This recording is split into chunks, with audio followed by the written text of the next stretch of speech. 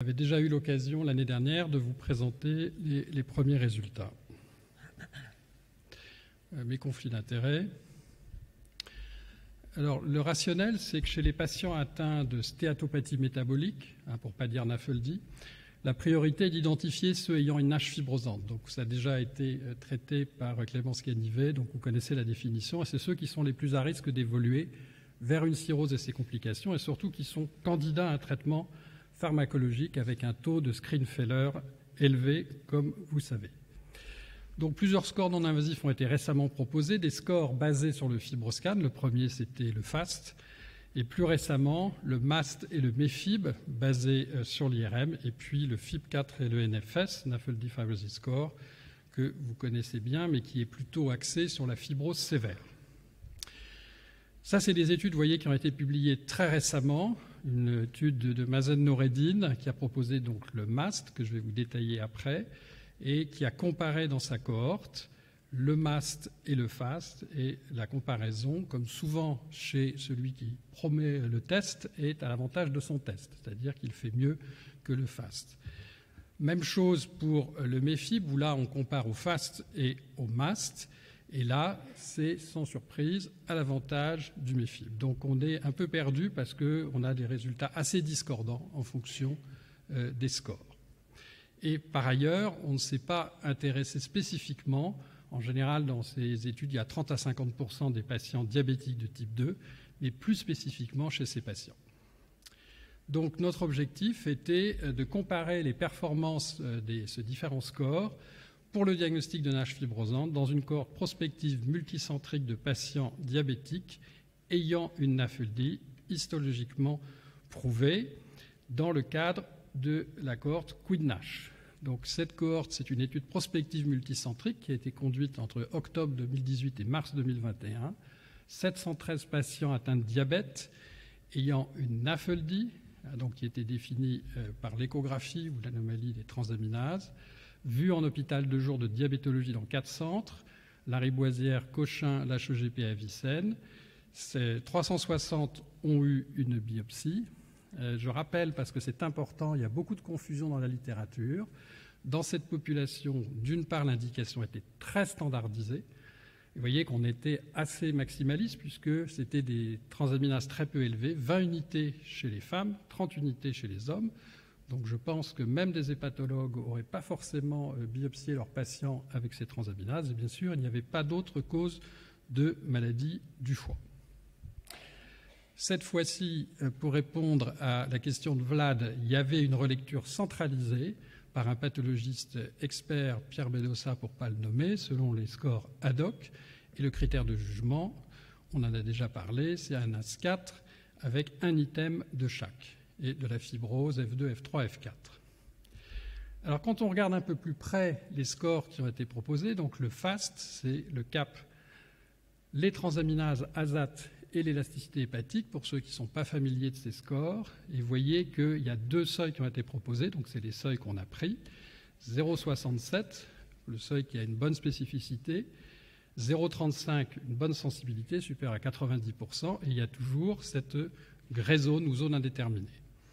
Donc le MAS, c'est un copier-coller du FAST, sauf qu'on a utilisé le PDFF au lieu du CAP et l'élasto-IRM au lieu du FibroScan, avec 2 seuils aussi qui ont été déterminés.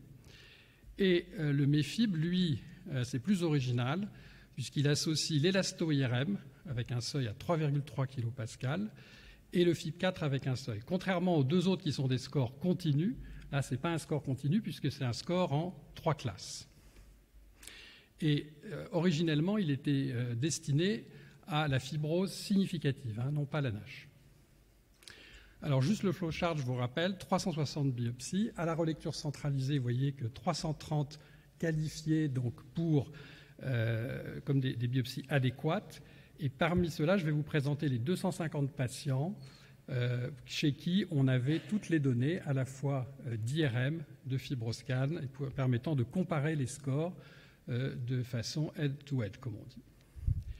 Alors, les caractéristiques de nos patients, vous voyez, 59 ans, une prédominance d'hommes, IMC en médiane à 31, un tour de taille à 107 cm, Vous voyez qu'il y a des comorbidités, le poids des comorbidités est important, c'est normal, c'est des centres tertiaires de diabétologie.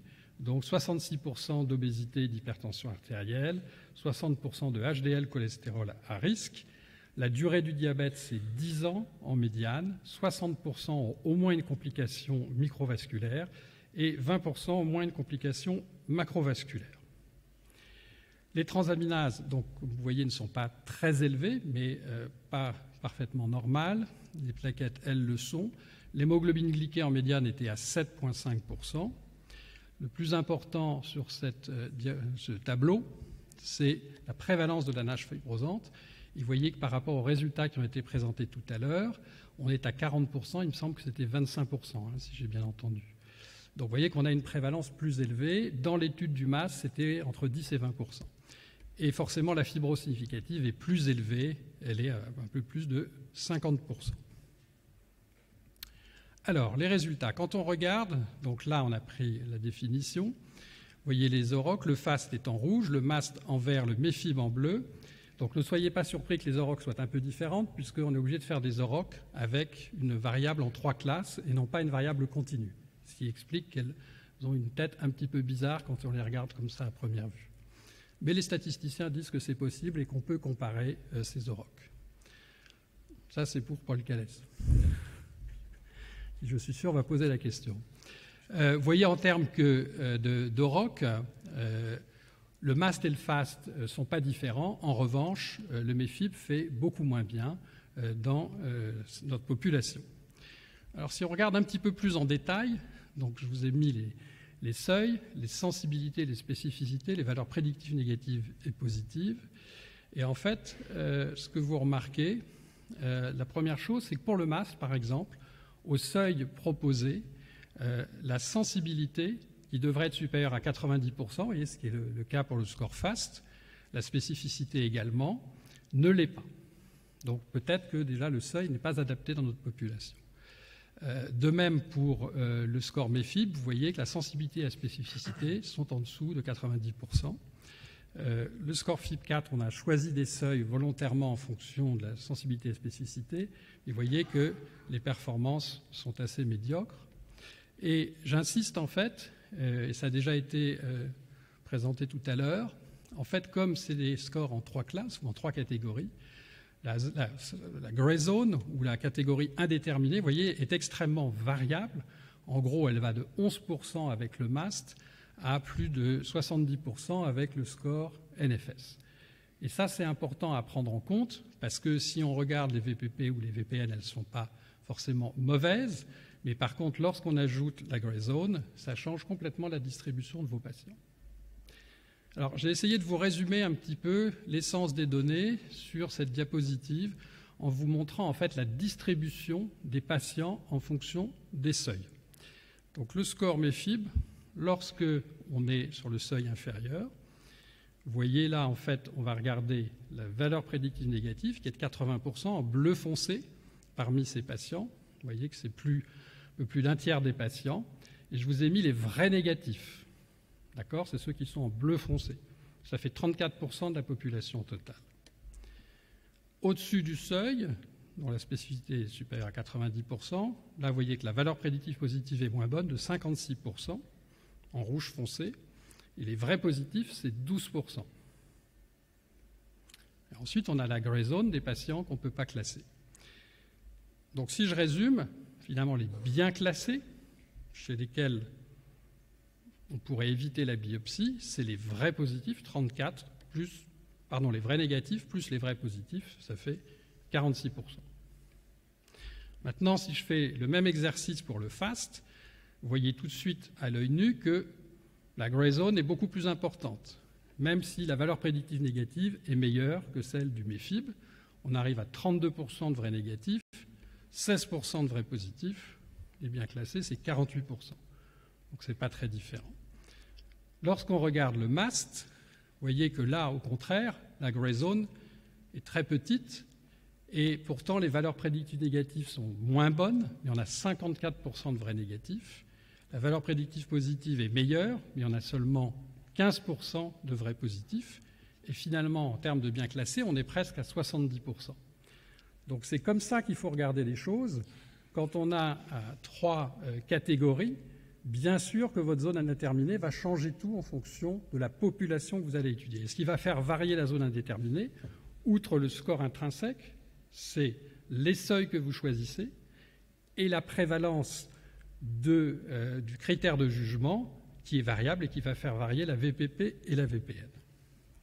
Donc en conclusion, dans cette cohorte de patients diabétiques de type 2 ayant une stéatopathie métabolique, les performances des scores FAST et MAS sont meilleures que celles du MEFIB, du FIB4 et du NFS pour le diagnostic de NASH fibrosante. Ça, c'est fondé sur les Europe. Le score MAS est celui qui permet d'éviter le plus de biopsies hépatiques, si on regarde les bien classés. Mais après, bien sûr, en pratique, et c'est déjà venu dans les questions, la disponibilité et le coût élevé, l'élasto-IRM, vous voyez que les papiers ils viennent toujours des mêmes centres et ce n'est pas quelque chose qui est disponible en pratique courante. Donc il faut prendre en compte aussi l'applicabilité et si demain je peux utiliser ce score dans ma pratique clinique. Avant de vous remercier, je voudrais remercier tous les partenaires de QuidNASH. Ils sont nombreux et je n'ai pas le temps de détailler tout le monde et tous les participants. Merci beaucoup pour votre attention.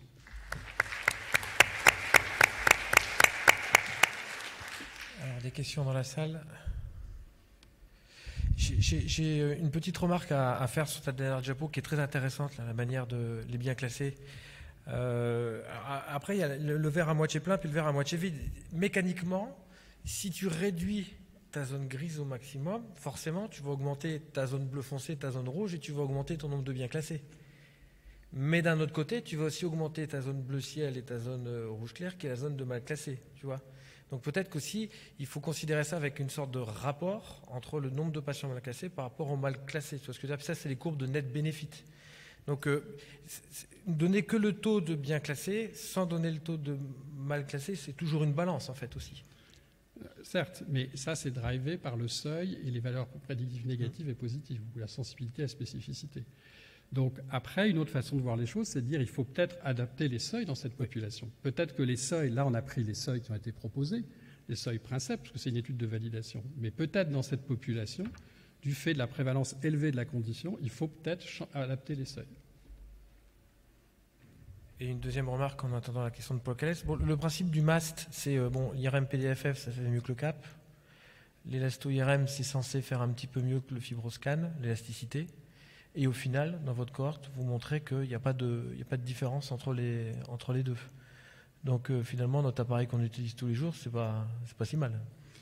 Non, tout à fait. Alors, à notre surprise, parce qu'on aurait pu de principe penser que comme tu l'as dit, ça fait mieux, si on met ensemble dans un score, ça va mieux faire. Et la réalité, c'est que non. Mais là encore, peut-être qu'il faut adapter les seuils. Paul Calès ? Oui, moi je vais prolonger la remarque de Jérôme et la tienne sur cette excellente diapositive. Le problème, c'est que tu es contraint par des seuils qui ont été définis a priori. Donc moi, ce que j'aurais fait dans ce cas-là, pour voir, c'était de faire des cut-offs a posteriori, de telle façon que vous puissiez comparer les seuils à sensibilité et spécificité, et là, vous pourriez comparer la zone grise. Moi, je pense que ta diapo est bien parce que c'est par rapport à la littérature, mais par rapport à votre cohorte, ce qui serait intéressant de pouvoir comparer les 3 tests, c'est au même cut-off en termes de sensibilité et spécificité. Et là, vous auriez un taux de bien classé ou un taux de zone grise bien interprétable. Absolument. On est arrivé à la même conclusion. Donc, je suis d'accord que l'année prochaine, je viens avec une diapositive avec les nouveaux seuils. Une dernière question, rapidement, on a un petit peu de retard. Une dernière question. Vous avez élargi l'indication des transaminases avant. C'est pourquoi, peut-être ça explique l'incidence de la fibrose qui est plus importante. Alors, concernant les transaminases, c'est une remarque importante parce que les transaminases, et notamment les azates, font partie des scores, du score MAST et du score FAST. Dans cette population, effectivement, les transaminases sont moins élevées que dans les populations des articles Princeps. C'est une des particularités de la cohorte qui est importante aussi à prendre en compte. Mais en même temps, je dirais que c'est une cohorte plus pure parce qu'on est vraiment descendu très bas sur les indications de biopsie. Et je rappelle qu'elles sont relues de façon centralisée et standardisée, ce qui n'est absolument pas le cas dans la littérature. Merci beaucoup, Laurent. Merci.